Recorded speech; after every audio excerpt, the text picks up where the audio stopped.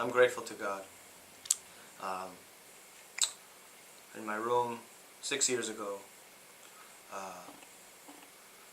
bad addiction to heroin and painkiller pills, and addiction to online video games, and it was very bad. I'd be up for 3 days, I'd sleep for 24 hours. I didn't shower for 3 months. I had the blinds duct taped closed. I lived in isolation, and I decided I was finally done with the pills, and I didn't want to do any more drugs. And then I stopped using them, and I found out what withdrawal was. And my body started to burn, and my knees started to ache, and my body started to sweat. And I had to look on the computer what was happening to me, and I found out I was going through drug withdrawal. So I lived that way for 5 years, specifically with the pills. I was always doing drugs from 13 to 30, but around 25, after a bad breakup, I started to do painkillers, and I started to steal the pills from my mother. And then I got tired of living as a slave to the withdrawal process. Every 4 hours, if I didn't have the drugs, I would start to sweat and go into physical pain.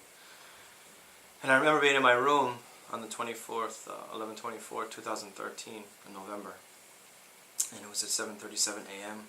And I remember looking out my window in my computer chair, and I said, "Lord, I can't do this anymore."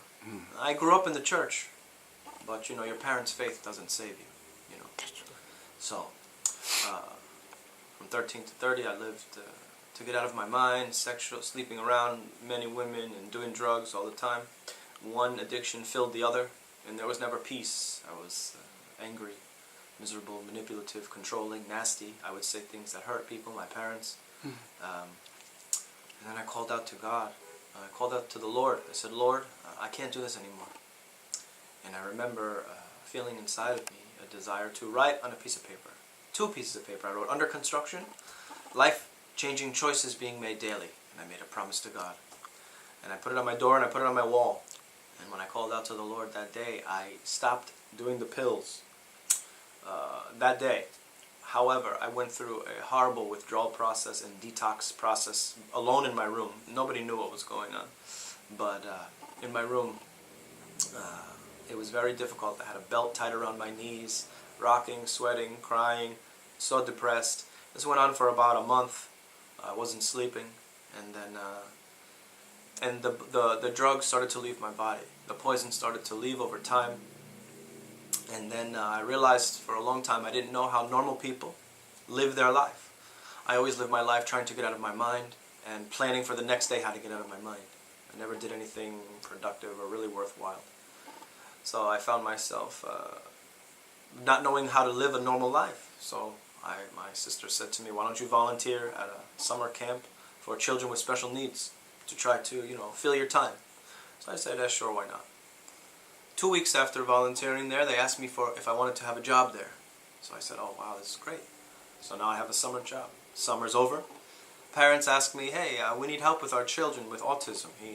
We need help all the time. Would you be willing to help?" So now here I have a job. Boy comes home from school. I take care of him, feed him, give him shower, bath, get him ready for bed. So this is the process of now God working in my life. I'm starting to I'm reading the Bible. Transformation of my life from darkness. Now you see the light. Call out to Jesus. He starts to transform my life. Now I have a job where I work in the Teachers Union, and I work in a day program for adults with disabilities. I'm leading the youth at our church. I'm learning how to be a child. I'm learning who I am in Christ. I'm learning who my identity is, who I am. I never knew who I was. I'm starting to know who I am and who my Father is, and just how much His love is for me, and to receive that love, and to learn to love myself, and to love others. And God has been faithful. His gentleness has made me great. It's, in the process of changing and falling down and getting up, when you've made some mistakes 500,000 times and God still loves you, it's His love that makes you not want to do these things anymore. You can try, but it's the love of God. It's the love of Jesus Christ that transforms you. It's His love. So when I called out to Jesus, He showed me His love. God bless you.